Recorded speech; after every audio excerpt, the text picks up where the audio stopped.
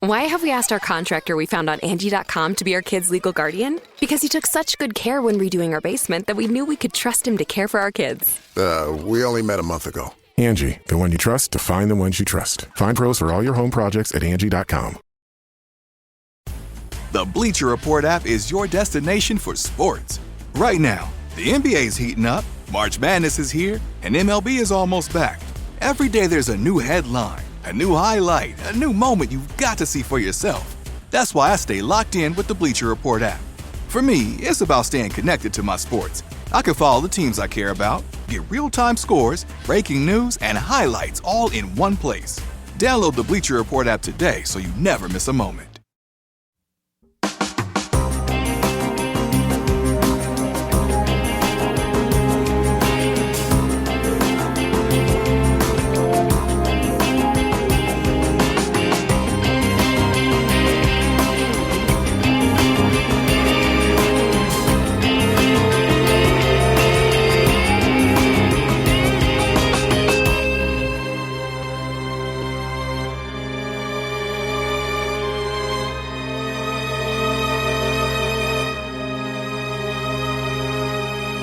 Hello, everyone, and welcome to episode 458 of the True Crime All the Time Unsolved podcast.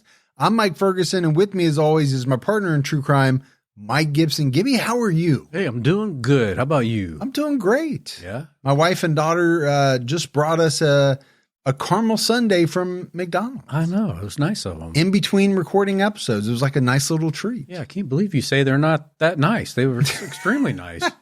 And you just get something else for free because we had dinner earlier and now you get a sundae. Your wife is probably like texting you like, should I get Gibby one? You know, it's going to be awkward with us eating around him. She didn't say that at all. No. Let's go ahead and give our Patreon shout outs. We had Sally Smith. Hey, Sally. Pepper Kepper. What's going on, Pepper? Denise. Hey, Denise. I want to have Gibby's babies. Well, okay. Either somebody really has a crush on you or they just wanted me to say that. Yeah. Demon Juice. There's some juice. Delilah Burke. Hey, Delilah. Vanessa Coolgis. Thanks, Coolgis. Elizabeth Martin. Hey, Elizabeth. And last but not least, Rob Funderhide. What's going on, Rob? And then if we go back into the vault, this week we selected Kristen Lewis. So appreciate all the support we get on Patreon. Speaking of Patreon, we dropped a brand new Patreon-only episode Saturday night, and it's on Derek Medina, who shot and killed his wife and then posted a picture of her body to Facebook, and the media dubbed him the Facebook killer. Such a disturbing case. It really is. You know, if you're not a supporter on Patreon, now's a great time to join up. Absolutely. There's so many Patreon episodes out there. I think we have almost 90. Yeah, almost. We also have a brand new episode out on True Crime All the Time, where we're talking about the murders of the Ortiz family. And, you know, this is a disturbing case, especially when you find out who the murderer actually is and some of his cohorts who are involved. Yeah. All right, buddy, are you ready to get into this episode of True Crime All the Time Unsolved? I am ready. We're talking about Georgia Leah Moses. 12-year-old Georgia Moses was last seen alive in August 1997. A friend walked with Georgia to a gas station near her home in Santa Rosa, California, where she left with an unidentified man. 9 days later, a worker found human remains on the side of the highway that were later identified as Georgia's. So already, right, incredibly sad. You have a 12-year-old girl who was most likely killed, and her remains were left on the side of the highway. But you also have a real big mystery here, right? Who is this unidentified man that she was seen leaving with? Right. At this gas station. Georgia Moses was born on January 7th, 1985. Georgia spent most of her life in Rohnert Park, California. She attended middle school there. Friends and school officials described her as outgoing, athletic, and a leader among her peers. Georgia was described as an old soul who was mature and independent for her age. Sounds like you. Yeah, maybe. Some people have called me that. You know, I even as a younger kid was listening to Elvis and Sam Cooke and stuff that none of my other friends listened to. My mom kind of got me into some of that stuff, and I just really liked it. And you also used to wear a 3-piece suit and carried a briefcase to school like Michael Keaton. Sure. I did go through a Michael Keaton phase. Yeah. But there are people, even at a young age, Gibbs, who either act, so much more mature than what their age actually is, or they go the other way. Yeah. And that is true at any age, right? You have some people who act older than what they are and some people who act younger. And that's me. Yes. I've always acted well beneath my age, unfortunately. She was also said to have been extremely caring. She defended classmates from bullies, took care of her sick mother, and cared for her younger sister, Angel Turner, who was only 7 when Georgia went missing. Sources reported that Georgia wanted to become a nurse when she grew up, and that doesn't surprise me. I mean, she seems to have been the type of person that wanted to care for people. Yeah. And I think probably would have made an outstanding nurse. I believe so. Georgia's mother, Ida Moses, suffered from mental illness, per the Press Democrat. In 1991, Georgia and Ida had no housing and stayed at the Cots family shelter. They eventually found housing in Rohnert Park. By age 10, Georgia was running the household, collecting welfare checks, paying bills, and caring for her little sister and her mother. Think about that for a minute. 10 years old. I mean, go back to when your kids were 10 years old. Can you imagine them basically taking care of the house, taking care of getting the checks, paying the bills, and also taking care of, the other daughter, your other daughter, and your wife at the same time? No, they could barely make microwavable macaroni and cheese without making a mess back then. I mean, that's nothing to say negative about my daughters. They're amazing. But most 10-year-olds don't think like that. No. Now, she may have had no choice in this matter, right? Some people are forced to grow up way earlier than they should. Just kind of, you're thrown into it. Yeah. You just don't have a choice, right? Nobody else is going to do it. So she had to step up. Angel Turner told Dateline, she practically raised me. She took care of me. She cooked for me. She loved me. She embodied what a mom was, and she did it effortlessly. This is an amazing young girl. Yeah. At the time of Georgia's disappearance, Angel and her mother were living in Santa Rosa, California. Georgia was living with a family friend, but she came over often to visit her sister. Ida lost her rental in Rohnert Park and moved in with her boyfriend, Ed Pope, in Santa Rosa. Sources reported that Pope was a convicted child molester. And there was tension in the household that caused Georgia to move out. According to Angel, back in March 1997, Georgia went into her room and her mother's boyfriend followed her in. Angel remembered there was yelling and things being thrown, and her mother's boyfriend told Georgia that if she wasn't going to follow his rules, she couldn't stay there. Angel later walked into the room and saw mustard on the wall. And it was pretty soon after this argument that Georgia moved out. And it was said that she had to pay rent to the family friends she was staying with. At that young age. She's 12 years old. Yeah. Now, I do want to go back to this tiff, if you want to call it that. That might trivialize it because we don't know exactly what it was, with her mother's boyfriend. If he really was a convicted child molester, as it has been reported, you just wonder, did something happen along those lines where he did or said something inappropriate that kind of prompted this blowout? Yeah. And what does living by my rules actually mean? That's the problem I have with that statement, right? What does that really mean? Because that could be that you have to be home by X time, or it could be that you have to do some things that no child should ever have to do. Exactly. But if you want to live here, you're going to have to. But I'll tell you what, I really feel for Georgia because it seems as though she was a wonderful person put in a horrible situation. She was not only having to care for herself, but take care of an entire family. Yeah. At the age of 10. Then at the age of 12, she's moving out because of this fight and having to pay rent to stay with some family friends. I'm just trying to... How does a 12-year-old pay rent? Yeah. Is that where you're going? Yeah. And how do you ask a 12-year-old to pay rent? I don't know. You're like, I would be like, I'm so sorry you don't come in. Yes, you can stay here.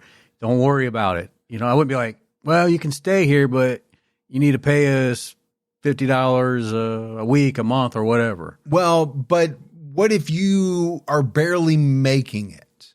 And that may be the case here. Another mouth to feed may not be possible. Yeah. But what are you asking the 12-year-old to do to make money then? Yeah, that I don't know. Georgia was away from home for days at a time, and she often missed school. According to the Petaluma Argus-Courier, Georgia's friends would later say they were starting to show interest in boys and took risks they shouldn't have. Sources also reported that Georgia had minor run-ins with the law that were not specified, but Georgia did not have a serious criminal record. So did she get into some trouble? Yeah, it sounds like she might have, but it wasn't serious. And again, she was only 12 years old. I don't know how much trouble you can get in. I guess you can get into a lot at a pretty young age, going to our TCAT episode that's out right now. That's true. Overall, though, it seems to like Georgia was doing the best she could, considering her difficult circumstances. She did have an abnormal amount of freedom, as well as responsibilities for someone her age. Because she was so young, she didn't always make responsible decisions. And she didn't really have anyone who was able to watch over her. And she didn't really have anybody to teach her what a responsible decision would be. Because I don't think the adults in her life growing up were responsible. No. It's, we said her mother suffered from mental illness. It didn't sound like she could take care of herself or her kids. And I'm not sure where, the dad was in all of this, but then you have the boyfriend who seems to be possibly pretty sketchy. Yeah. I mean, she's grown up in the school of hard knocks, right? Without a doubt. Without a doubt. Georgia Moses went missing on August 13th in 1997. According to Dateline, on the evening she went missing, Georgia came over to braid her sister's hair. Angel asked to go out with her, but Georgia said she couldn't take her and would come back for her. Angel never saw her sister again. And we just talked about, some of these circumstances that Georgia was living in. Well, obviously Angel was living under those same circumstances. Right. Some of them. Yeah. Now, she wasn't having to take care of everyone like Georgia was, but, when you kind of look at some of the quotes from Angel, there is no doubt that she revered and loved her sister. Oh, for sure. She thought the world of her. She really saw her as kind of her mother figure. Absolutely. The person who took care of her.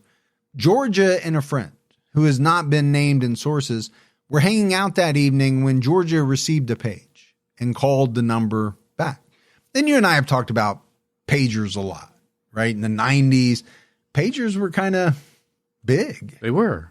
Even when cell phones, came around, pagers were still there. And a lot of times, because cell phone minutes were so daggone expensive, younger people might not realize, but, now we have unlimited talk and text and all that. Back in the day, you didn't really want to make a call on your cell phone because either you only had like 30 minutes a month or whatever your plan was. And if you went over that, it was exorbitant. Very expensive. So you might still have a pager and use a payphone because that would be cheaper. A quarter would be cheaper than using your cell phone. Do you remember the fun things you could do if you spelled it right on a text and you turn your pager over? Oh, yeah. And it would spell out different. You used to do that on the calculator at work. Turn it over and it'd say boob. And you just thought that was the funniest thing ever. I'm sitting here like, this is a 40-something-year-old man at that point. I don't know why he's getting a kick out of that, but and you're like, it just cracks him up. What's up on the projector too now. Around 10 p.m., Georgia and her friend walked to the 76 gas station near the intersection of Sebastopol Road and Dutton Avenue in Santa Rosa. Georgia left with an unidentified man, and that was the last time she was seen alive. The person of interest was described as an African-American male between the ages of 24 and 30, approximately 6'2" and 200 pounds. He wore his hair in a short fade and drove a small white four-door car. Georgia's friend said she later called to tell her she would not be back for the night. So to me, that's an interesting factoid. Yeah. Because, we have Georgia at this gas station, seen with this man. We know she's never going to be seen again. But she does make this call to her friend, according to the friend, to say, I'm not going to be back for the night. And why is that? Is it because maybe this person she's with, she is happy to go with? They're going to go do something fun. Maybe it's for money making. Yeah, we don't know. Yeah, we just don't know. We can speculate on what it might be. It's tough, though. I mean, she's a 12-year-old. Right. This guy's 6'2", 200 pounds, maybe as old as 30 years old. Yeah. I mean, that's pretty sick. It is. If your mind goes to any type of sexual conduct between these two individuals. On August 22nd, 1997, a Caltrans worker fixing a broken guardrail off Highway 101 in Petaluma found a nude, decomposing body just off the road in a grove of trees. Detectives initially thought the remains were an adult. The victim was not immediately identified. That same day, Child Protective Services stopped at Georgia's home in Santa Rosa to inquire about a suspected sex offender in the area. Angel was the one who reported her sister missing. She told Dateline, 8 days had passed since I saw my sister.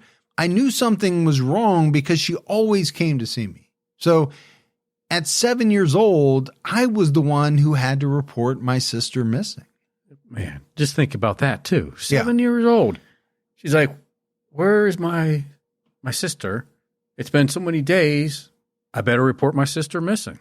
Well, I think what it does is really show you how dysfunctional this family was, right? The mom is not able to take care of herself or the family. We don't really know about the boyfriend because there's a lot of negative things written about him. Yeah. Folks, when Gibby and I started this podcast, we had a world of questions and also a lot of doubt. Were we going to be able to pull it off? And would anyone listen? Of course, now we know we were right in believing in ourselves and launching the podcast, despite all the fears and hesitation. Well, it also helps when you have a partner like Shopify on your side to help. Shopify is the commerce platform behind millions of businesses around the world and 10% of all e-commerce in the U.S., from household names like Mattel to True Crime All the Time to brands just getting started. Shopify is packed with helpful AI tools that write product descriptions, page headlines, and even enhance your product photography. You can easily create email and social media campaigns wherever your customers are scrolling or strolling. And if you get stuck, Shopify is always around to share advice with their award-winning 24/7 customer support. We've been using Shopify for probably 8 years now. For our podcast merch, it's been a real game changer. It's time to turn those what ifs into with Shopify today. Sign up for your $1 per month trial today at shopify.com/unsolved. Go to shopify.com/unsolved. That's shopify.com/unsolved. When people talk about energy, recovery, and performance, they usually jump straight to training, protein, or supplements, but one of the most overlooked pieces is gut health. If your gut is not dialed in, everything else struggles to work the way it should. That is where Momentous Fiber Plus comes in. Momentous Fiber Plus addresses one of the most overlooked foundations of long-term performance, gut health. It's a complete 3-in-1 formula with soluble fiber, insoluble fiber, and a prebiotic resistant starch. And like everything Momentous makes, Fiber Plus is built with a science-first formulation, clean and minimal ingredients, and no artificial additives or artificial flavors. Every product is independently certified by NSF for sport or Informed Sport, and if a product doesn't meet their standard, it never hits the shelves. I've had gut health issues for about 20 years now, and I started using Fiber Plus a couple of weeks ago. I could see a huge difference. Right now, Momentous is offering our listeners up to 35% off your first order with promo code UNSOLVED. Head to livemomentous.com and use promo code UNSOLVED for up to 35% off your first order. That's livemomentous.com, promo code UNSOLVED. 4 days after the remains were found, investigators received an anonymous tip linking the unidentified remains to Georgia's missing persons case. The deceased woman had braids, and so did Georgia. At the time of her disappearance, police tentatively identified Georgia on August 29th, noting that it could take weeks before tests confirm how she died. On September 15th, police announced that they were still awaiting test results. Detective Lieutenant Mike Brown said at the time, per SF Gate, right now, we're classifying it as a suspicious death. Hopefully at some point in time, we will have all the pieces to this puzzle. And I think at the very least, you have to classify it as suspicious. Sure you do. When a young person is found partially nude on the side of the highway. I don't know how that could be anything other than suspicious, if not a homicide. Exactly. Red flag. And I can only imagine, right, how hard this must have hit Angel. You know, here's this person who, like we've talked about, you know, she looked up to, I think, to a very great degree. This is the person, you know, I think in large part who had taken care of her for most of her life. Yeah. Now at 7 years old, she's going to have to cope with all this or find a way to cope. Couldn't have been easy. Lieutenant Brown said the county CPS office was aware of the family's troubles, but there were no reports of abuse. The problem I have with CPS on this one is, could they really not figure out that Georgia was taking care of her sister and it was just not a good situation for those young girls to be in? Yeah. I get it. You always want to try to keep the family unit together as much as you can, as long as you can. But in some instances, maybe it's not for the best. Well, I think we kind of have here the same issue that we had in our TCAT episode last week. Yeah. With Erica Green. And a lot of people who wrote me over the course of early this week after that episode came out did talk about CPS a lot. Yeah. Where were they? You know, there were signs. Where were they to step in and help save this, you know, this toddler? There are a lot of cases where people look back and say, man, you would have thought Child Protective Services would have done something. Now, what I'm trying to figure out is, what does it mean when it says they were aware of the family's troubles? It's very vague. It is. Ultimately, testing determined Georgia was strangled to death. Her body was so badly decomposed that she had to be identified through dental records. The coroner listed August 13th as her date of death. The Sonoma County Sheriff's Office released a sketch of the man Georgia was last seen with. However, this man has never been identified, and authorities have not named a person of interest in Georgia's murder. Now, it's hard for me to think that this guy, at the very least, doesn't know something about what happened to her if he wasn't the actual cause of her death. Yeah.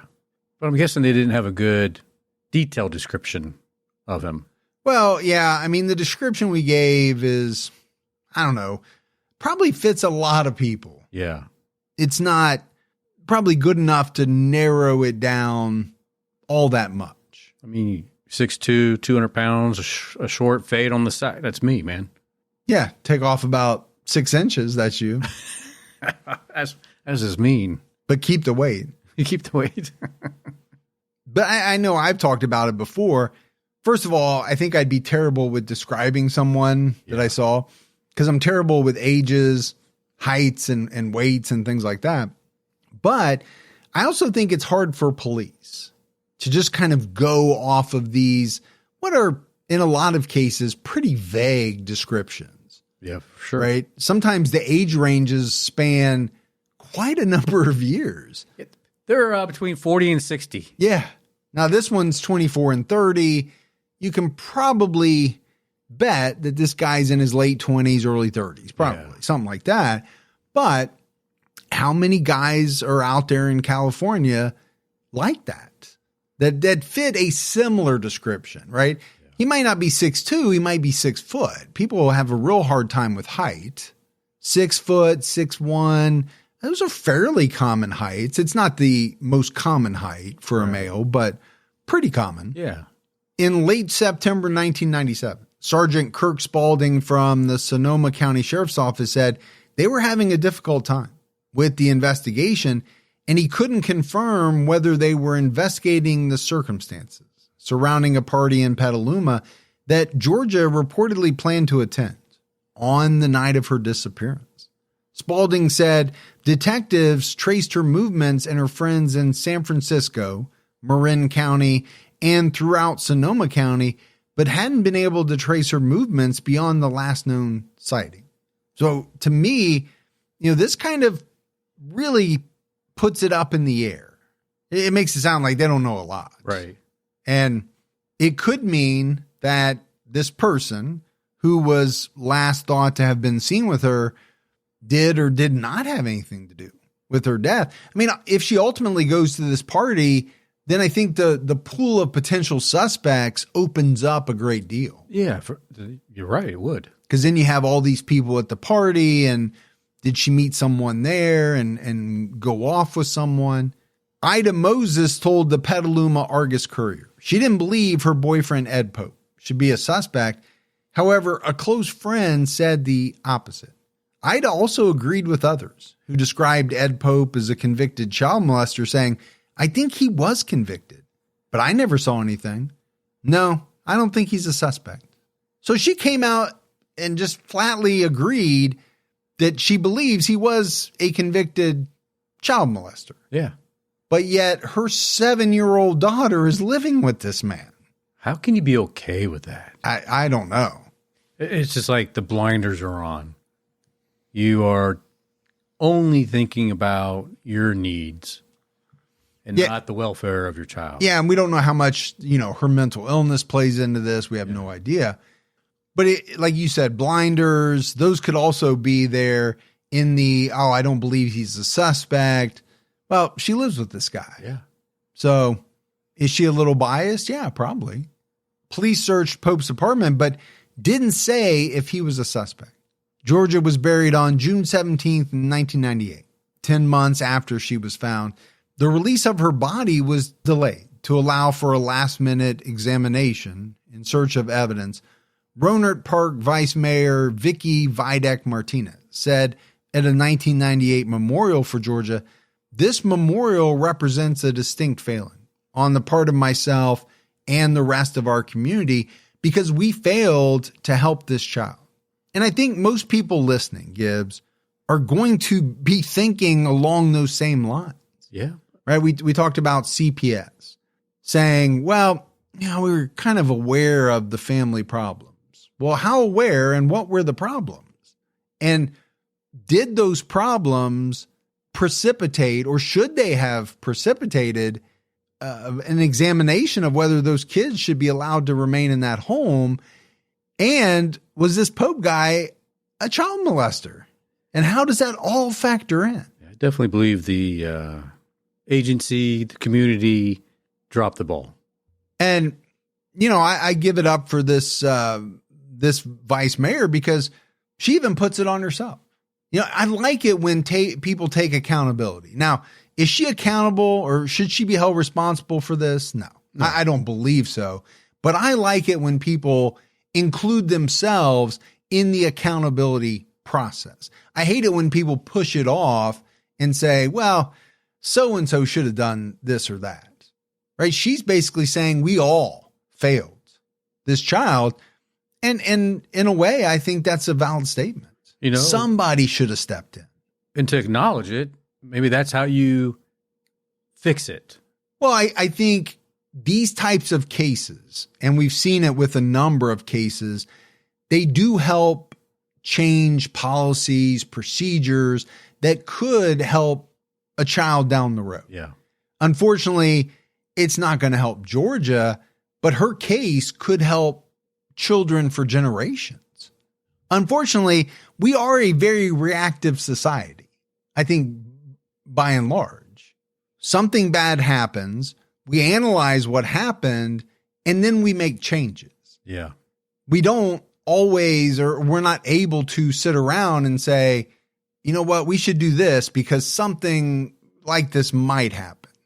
We're much better at analyzing things after it's already occurred and then saying, what would have fixed it? And, we'll try to put that in place. Another memorial was held on Highway 101 in early September, sponsored by Sonoma County Women Against Rape. Friends and child advocates said they wanted to make sure Georgia's case was not forgotten. In November 1998, law enforcement announced they were looking into a potential connection between Georgia's murder and serial killer Wayne Adam Ford. On November 2nd, Ford surrendered to police and confessed to killing 4 sex workers. At the time of his surrender, he had a woman's severed breast in his pocket. He was suspected of at least 2 other murders. Ford, a long-distance truck driver, said he started committing murders after he separated from his wife in 1997. Ford was found guilty in June 2006 and sentenced to death. He remains on death row in California. And we covered Ford in an episode of True Crime All the Time, all the way back in 2018. He was a despicable human being. So it doesn't surprise me in the least that they would at least have to take a look at him. Yeah. I was just thinking, I've had some strange objects in my pocket, but I've never had a severed woman's breast in my pocket. Well, I'm hoping that you never would. I never would. That would mean something very wrong has gone on with you, and I've got to call police immediately. I'm just trying to think about this guy's thought process of, one, it was all jacked up anyway. We know that. Yeah, he the case. He was a terrible guy. But no, you're right. I understand what you're saying. The problem I have is it's so hard to get in these people's minds. Yeah. Why in the world would you want to kill these people, right? And then you go beyond that and say, why in the world, if you did, would you want to carry this piece around in your pocket? Right. What sick enjoyment or sick feeling are you getting from possessing this? But again, to try to make sense of what these people do, it's a fool's errand. Well, that's true. As time passed, Georgia's case was often compared to the murder of Polly Klaas, which received significantly more media attention and coverage. On October 1st, 1993, Polly Klaas was kidnapped at knife point during a slumber party in Petaluma, California, and was strangled to death. A man named Richard Allen Davis was arrested 2 months later and led police to Polly's body in Sonoma County. Davis was sentenced to death in 1996 and remains on death row. Polly's case accelerated the passage of California's 3 strikes law to ensure harsher sentences for repeat felons. And that is a very infamous case. And I know what a lot of people will say, right? Why did Polly's case receive so much more attention than Georgia's case? And the argument could be made, and the facts unfortunately do support it, that Polly was white and Georgia was black. And that's one of the main reasons, if not the reason, in the disparity in coverage. And it shouldn't be that way. You and I have talked about it time and time again.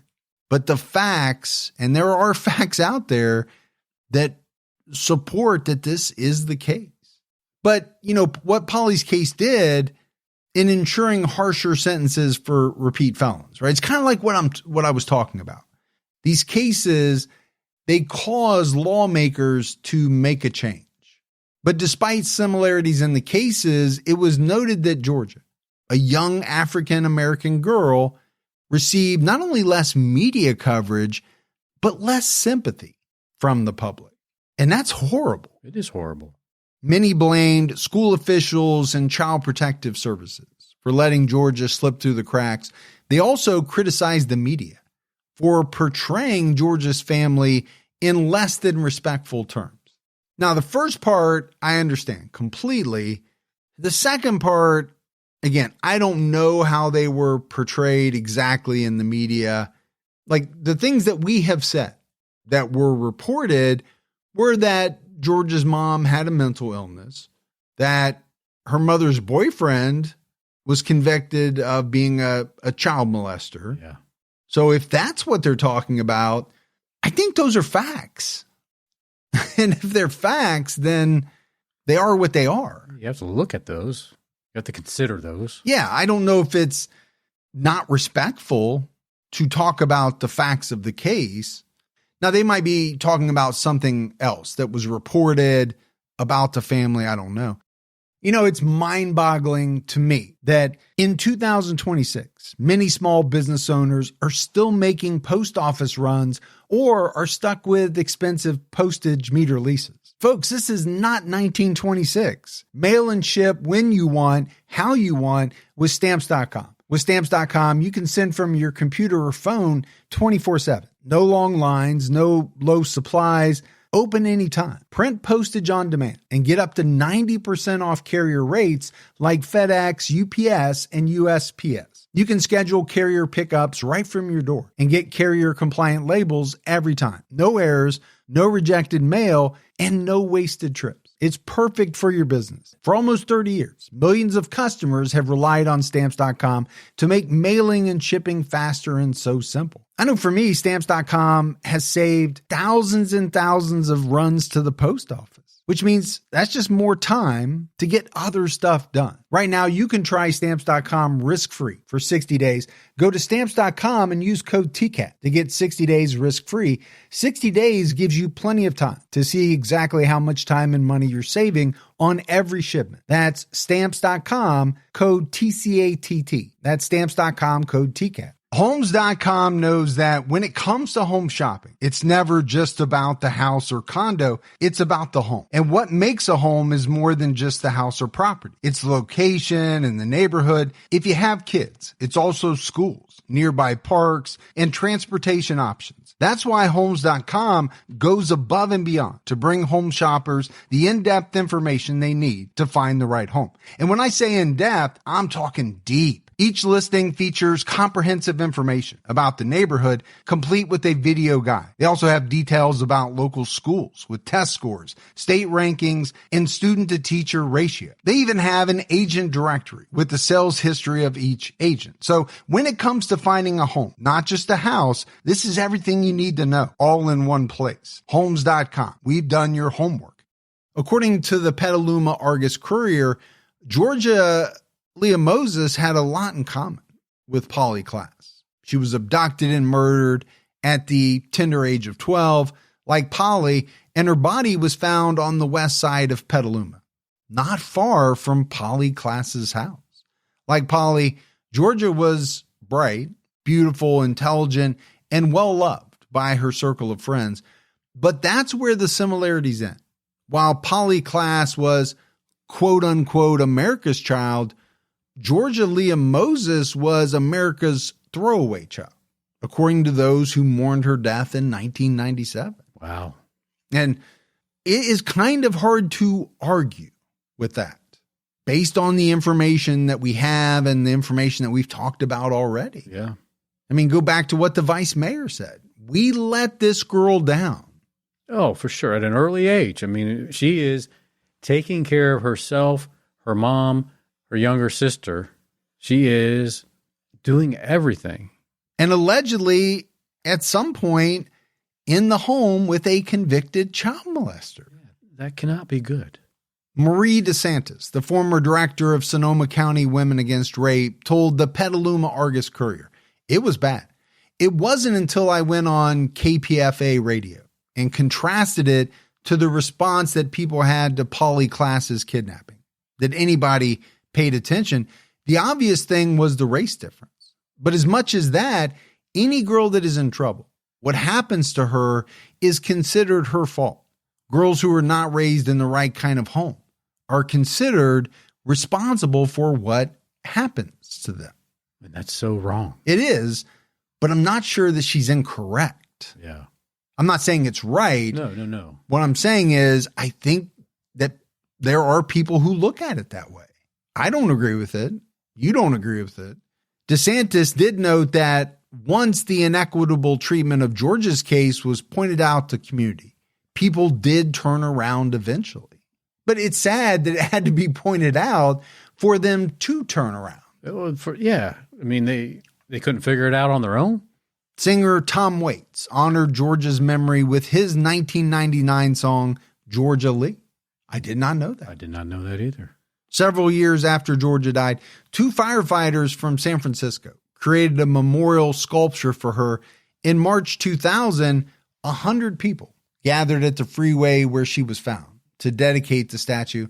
In 2012, it was relocated. Due to freeway work, the sculpture was moved to a spot under a tree outside Petaluma City Hall. In 2001, California investigators looked into John Mark Carr, a former school teacher, as a potential suspect in the murder. In the years since, Carr adopted the name Alexis Reich and came out as a transgender woman. Carr had shown a fascination with the murders of JonBenet Ramsey in Colorado and Polly Klaas in Petaluma. Sonoma County's investigation into Carr led him to being charged with possession of child pornography. He fled the country while his case was pending. In August 2006, Carr was arrested in Thailand after falsely confessing to the murder of JonBenet Ramsey. And that was such a big thing. It was. When he confessed to her murder, his face was plastered all over the news. Now, eventually, the charges against Carr were dismissed, and he was ruled out as a suspect in Georgia's murder. I think he's also been ruled out by most as JonBenet Ramsey's murderer. Yeah. But there's no doubt he was a strange cat, or still is. I don't know if he's still alive or not. I can't remember. According to a 2006 statement by the Sonoma County Sheriff's Department, in a few instances, while he seemed to be wondering about the JonBenet Ramsey murder, he made certain allusions to placing himself in the killer's role. However, we never uncovered any confession statements, overt murder evidence, or other indications that John Carr possessed secret knowledge that only the murderer of JonBenet Ramsey would know. But there's some fascinating stuff here, right? We talked about this guy, Richard Allen Davis, who was convicted of, Polly's murder. Could he have had something to do with Georgia's murder? Both girls were 12 years old. Yeah. Both were strangled to death. Now you have this guy, Mark Carr, John Mark Carr, whatever you want to call him, but strange individual to say the least. Yeah, and sadly, you have multiple people that may have been her killer. Or at least a number of people that police have to look at. For sure. I think, though, when you say, things like, we just couldn't find any overt murder evidence, well, you're not clearing somebody just from a statement like that. Yeah. You're just saying you couldn't find anything to charge. Another important person who worked to keep Georgia's memory alive was Leah Rowley. In 1998, Rowley founded the Children's Village, a nonprofit home for neglected and abused children. Rowley wanted to create a new kind of community for foster children that would bring a nurturing environment normally provided by extended family, with the goal of keeping foster siblings together. Rowley told the San Francisco Chronicle, "I happen to have known Georgia, and because of her death, I was moved to do something about children in our society." She said she saw some pretty horrendous things in her work and always wondered about something like a village. For some of our children, this one little girl's death won't be in vain. The nonprofit lasted for 10 years and closed in 2006 after losing funding. Leah Rowley has since passed away. Some sources report that the organization lost funding and closed in 2006. However, other sources report that the group built a set of family homes in Santa Rosa in 2006. The Press Democrat reported that the Children's Village closed in October 2015, following a state policy shift intended to place more children with foster families rather than group settings. In 2020, the board dissolved the organization and conveyed to TLC Child and Family Services headquarters a stone carved with Georgia's name. The Press Democrat also reported that founder Leah Rowley died in 2019. So, we talk about it quite a bit, right? In the wake of some of these tragedies, especially the ones involving younger children, there are a lot of people, Gibbs, who do amazing things. You think of John Walsh. Yeah. And all of the good work that he did, after his son was abducted and killed. And there have been many, many other less public figures that have done certain things. What this woman did was amazing. It was. The fact that it didn't last forever, okay, well, I don't think that's her fault, but what she was trying to do was a great thing. According to Dateline, after the murder, Angel Turner and her mother moved to Georgia to live with her aunt. Angel later joined the military, got married, and had kids. She also spent years fighting for justice for her sister. And that doesn't surprise me one bit. Again, like we said, I think she really looked up to Georgia. I think she really loved her. I think Georgia was everything to her. I do believe that. From all of the things that we've read, the things that she said in articles and stuff like that, I can imagine that she would love nothing more than to get justice for her sister. In 2020, Angel found a private Facebook group created by Georgia's former friends and classmates who were also searching for answers. In November of that year, she met Maria Martin, whose father worked with the Sonoma County Sheriff's Department and was part of the team that recovered Georgia's body. Maria reached out to Angel and currently helps her manage the Justice for Georgia Leah Moses Facebook page and website. Angel also learned about Leah Rowley and the Children's Village. Angel and Leah were in contact, but never got to meet in person before she passed away. Several amazing women mentioned in that. People who are trying to do good things. Yeah. Angel told Dateline that she made many attempts over the years to contact the Sonoma County Sheriff's Department to re-examine Georgia's case, but she often got little to no response. That's a shame. It is. Angel said, "It hurts me that my sister's killer has never been caught, but it hurts me more that those in a position to help don't seem to care. We, the people, should not have to fight the justice system for justice. Every day I grieve and I heal and I fight. I'm not giving up." And I understand, in some of these counties and some of these jurisdictions, they have a large number of cold cases. They probably are not nearly as responsive to families as the families want them to be. I can imagine, though, it's very frustrating. It would make you feel as though they just don't care. Now, whether they do or do not care, I don't know the answer to that. But I can certainly see why people would feel that way. Yeah, I don't understand the no response piece. You owe a response to their surviving family member. Yeah, I'm with you 100%. Even if that response is, we don't really have any new information, no new leads or tips have come in, I wish we had something more to tell you. But to just ignore and not respond, I do think that's kind of unforgivable. Yeah, it's unacceptable. Yeah. Sonoma County Sheriff's Office spokesman Sergeant Juan Valencia told Dateline that he could not discuss additional details of the case because it's an ongoing investigation. And I get that, right? But that doesn't mean you can't talk to the family. Exactly. Because it's an ongoing case, that doesn't mean you can't pick up the phone or shoot them an email, or at the very least. Give them the courtesy. Call them. Yeah, I understand you can't tell the media details of an ongoing investigation. I understand that. Angel believes Georgia may have been a victim of sex trafficking. She was reportedly going to a party on the night she went missing. Angel believes Georgia was trafficked by the adults she associated with during her last year of life, and that the unidentified person of interest might have been linked to that network. On April 15, 2025, California Governor Gavin Newsom awarded $50,000 requested by the Sonoma County Sheriff's Office in hopes of renewing interest in the case. It was one of 4 such grants statewide. So, I mean, that's something when you think about the size of California.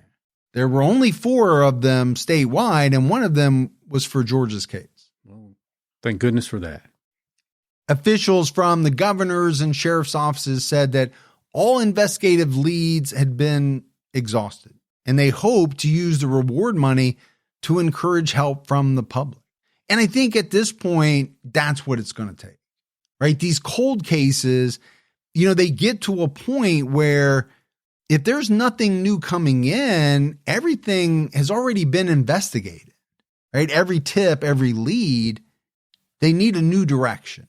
And maybe this $50,000 would be the type of incentive that would prompt somebody to come forward. Yeah. You need something to generate new leads to hope that you can run with the case and maybe get something developed. I think what's sad for me is that there's a real possibility that if Georgia's case would have received anywhere near the attention of poly classes, they would have had a much better chance of solving it early on. Yeah, I mean, there's that possibility. We will never know. But yeah, I think if she would have had her case would have had a equal amount of resources given to it, we might not be talking about this case. Or just coverage. Or coverage. Yeah, we might not be talking about it on Unsolved. No, maybe the unidentified man would have been identified because as of right now, the man who Georgia was seen with at the gas station has not been identified.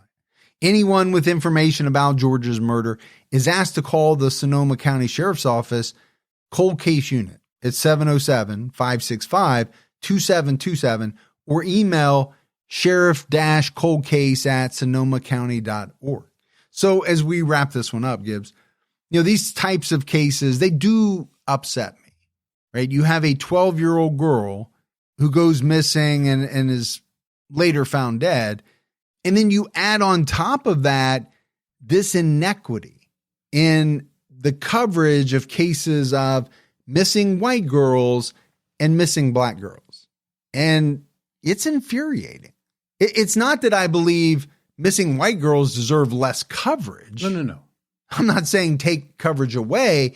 I'm just saying they should be equal. Absolutely. There should be the same coverage or the same attention paid to all cases. Yes. Regardless of color, creed, whatever you want to throw out there. Yeah.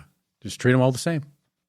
The problem is, and we've seen the statistics, they back up the fact that they're not treated the same. Now, are there strides being made? Yeah, I'm sure there have been strides since Georgia's case and many other cases, but it still crops up from time to time. And in 2026, there is no way in the world that should be happening. It shouldn't have been happening back then when Georgia disappeared. Yeah. The 90s was not the dark ages. No, but it did. But hopefully, they can figure out a way to solve her case because she does deserve justice. And Angel deserves to see Georgia get justice because you really have to feel for Angel. Of course. We talk about Georgia being in a pretty bad situation. Well, obviously, Angel grew up in that same situation. Yeah, and had to continue growing up in that situation. But that's it for our episode on Georgia Moses. We got a voicemail. You want to check that out? Let's hear it. Hi, my name is Brandy, and I am from all over because my dad was in the military, and I currently do disaster relief. So I travel all over the country and follow trucks around, picking up dead trees and that type of thing. So I have a lot of time to listen, and I am now catching up on everything. And I am just now listening to the Marcia Moore episode on Unsolved, and you're talking about reincarnation. And it just always makes me laugh because my mother always said it's always funny how everyone says that they were, the Queen of England or something when they were reincarnated. Nobody was ever a $2 whore in a past life. And that just made me think of that. And I got a chuckle, which I needed today. So you guys keep doing all the good work that you do and keep your own time ticking. Have a good day. Bye. Well, yeah. I mean, if you're going to believe that you were reincarnated, you got to be somebody cool. Absolutely. Or powerful or, something like that. The Queen of England. Horrible. I wonder if anybody ever sings that song Brandy to her. Remember that song Brandy? Yeah. Yeah. You're a fine girl. You're a fine girl. What a good wife you would be. Yeah. Yeah. I can't remember who sung it. I can't either because I don't think they made a lot of hits, but that was a big hit. It was a big hit. Back in the day. Yeah, I'm sure someone has brought it to her attention at one point. Back when you were in your 20s, in your prime. Oh, yeah, man. All right, buddy. That is it for another episode of True Crime All the Time Unsolved. So for Mike and Gibby, stay safe and keep your own time ticking.